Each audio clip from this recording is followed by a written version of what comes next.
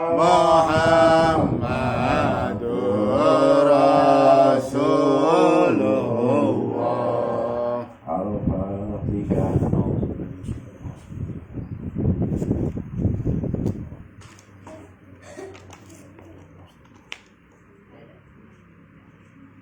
Assalamualaikum warahmatullahi wabarakatuh. Waalaikumsalam warahmatullahi wabarakatuh. Bismillahirrahmanirrahim. Alhamdulillahilladzi shalla ala nabiyyi Fatimah wassalatu wassalamu ala rasulilladzi kana khuluquhu karimah wa ala alihi wa sahbihi wa man tabi'ahum bi ihsanihim sujada wa qiyamah.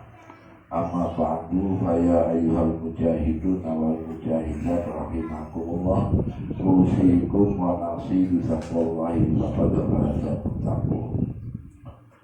Hadirin hadirat rahimakumullah, di dalam satu hadis disebutkan tentang bagaimana kebiasaan Rasulullah SAW ketika selesai makan. Karena Rasulullah SAW yula'iku yadahu ba'da aklihi, yang artinya bahwa Rasulullah SAW itu menjilati tangannya setelah makannya. Nah, di sini kalau kita ingin mengikuti sunnah Rasul Sallallahu Alaihi Wasallam, kemudian hanya melihat makna literalnya, maka berarti setiap kita selesai makan itu disunnahkan menjilat jari-jarinya tangannya itu. Nah, tentu saja ini kurang tepat karena beda zaman dan beda tempat. Dulu zaman Nabi, karena air itu sulit, jadi supaya bekas makan itu tidak terlalu memakan air banyak, sebelum dibasuh itu dijilat dulu, jadi kan sudah tipis itu bekas makanannya.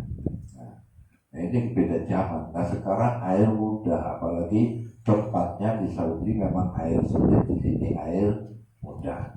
Maka kemudian kita memahami hadis itu bukan literal, tetapi lebih kepada kontekstual, yaitu bahwa maksud daripada Rasulullah SAW menjilati jarinya itu adalah menjaga kebersihan yang pertama.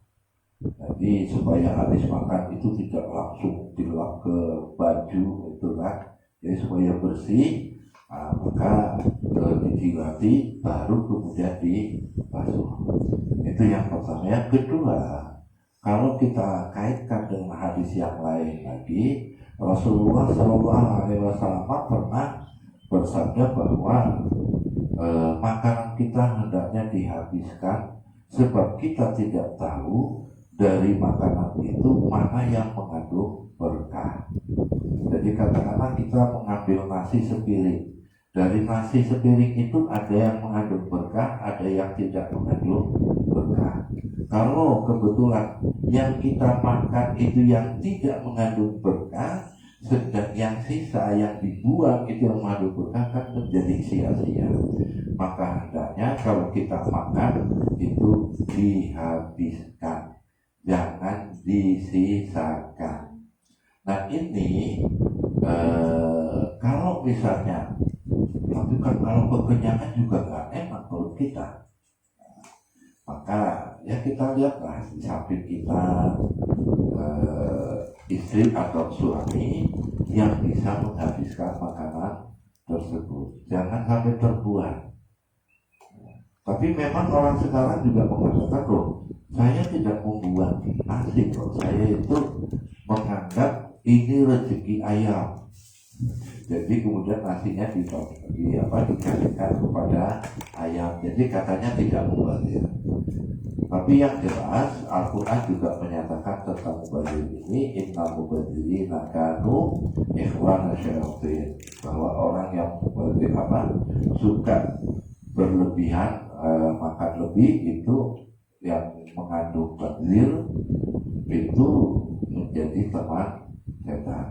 Makanya terutama ibu-ibu kalau misalnya, tapi bapak juga ada yang begitu, ada prasmanan itu yang ambil yang seperlunya, kira-kira malah lebih bagus ngambil sedikit, nanti kalau kurang nambah daripada ngambil banyak tapi kemudian terbuang. Nah itu kadang-kadang kalau melihat mungkin kalau yang terbuang itu kurang, kan harganya murah dan terlalu ngenes di hati. Itu kadang ngambil daging banyak yang dimakan, sedikit daging yang padahal daging itu segini aja sudah 8.000 rupiah. Ya Allah, mubazirnya itu. Jadi itu sih. Tapi di rumah juga dibiasakan makan ngambil secukupnya, jangan sampai lebih. Karena kalau sampai lebih bisa jadi, Nabi juga tidak mengatakan pasti. Nabi menyatakan siapa tahu yang tersisa itu justru makanan yang mengandung berkah. Jadi hadis ini juga dikenal sebagai hadis mula'aqah. Ya, mula'aqah itu bentuk masdar dari kata la'aqah yula'iku yang artinya menjilati. Sekali lagi, kalau diartikan secara literal itu kita bisa risih untuk melaksanakannya. Apalagi misalnya kita makan di kafe, di rumah makan besar. Ya, kalau kita menjilati begini, orang lain kan bisa ini orang dari mana ini makan kok dijilati. Ya. Jadi dipahami bukan menjilatinya, tetapi menghabiskan makanan, jangan sampai ada sisa, bahkan sisa yang di jari pun masih bisa diambil. Tapi sekali lagi tidak harus begitu.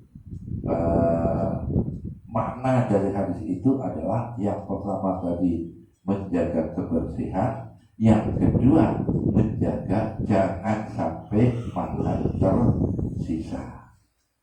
Mudah-mudahan bisa dipahami. Kurang lebihnya saya mohon maaf.